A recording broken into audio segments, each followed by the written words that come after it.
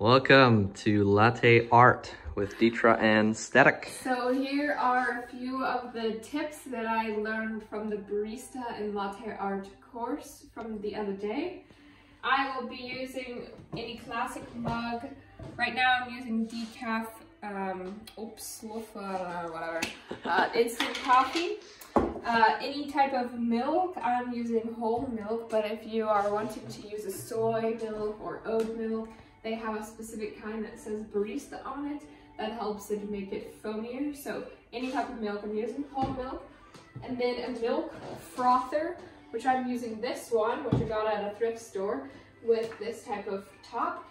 I used to use French press to just foam it. That way you can use any method you want, one of the handhelds or any sort of apparatus.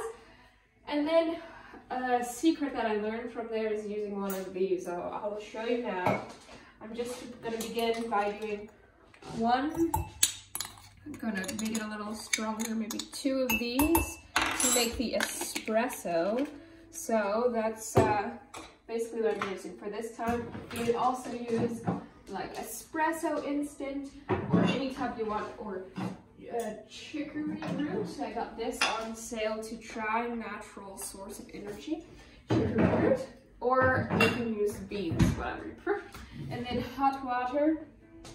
Add a little bit to where it looks like, say, 2 shots of espresso.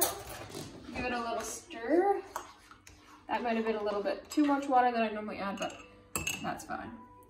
And the next step is the milk. So I pour it into the minimum maximum line in there. Put the lid on it. Set it on here, turn it on, and press the button, and it starts frothing it.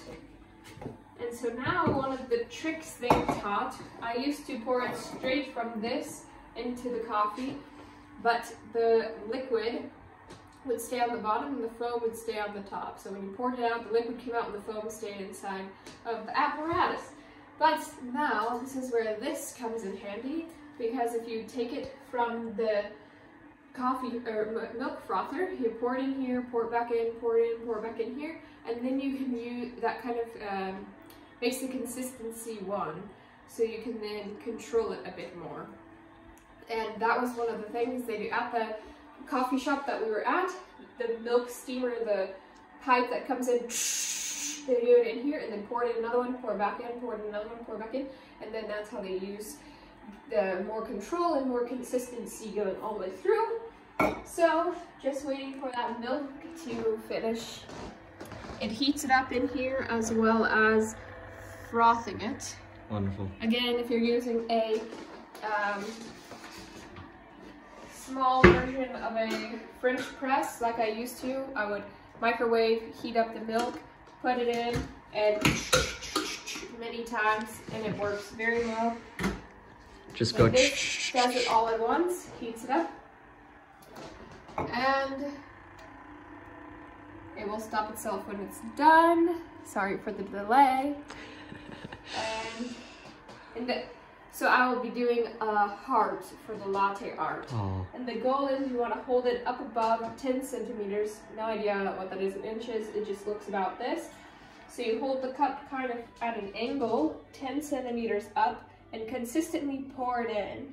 When you're consistently pouring it in from high or above, the milk is able to get underneath the espresso, not leaving it white on the top, but mixing it well.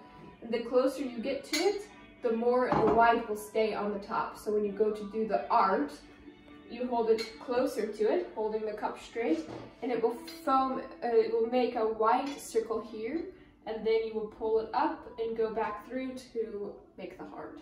So here comes the moment of truth. The milk is ready.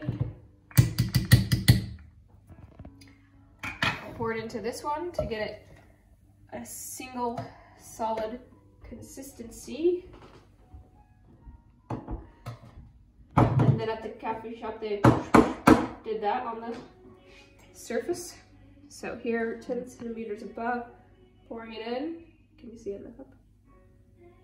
Now I will get closer to the surface, pull it up, and bring it through. And wow. it's more of a lily pad today.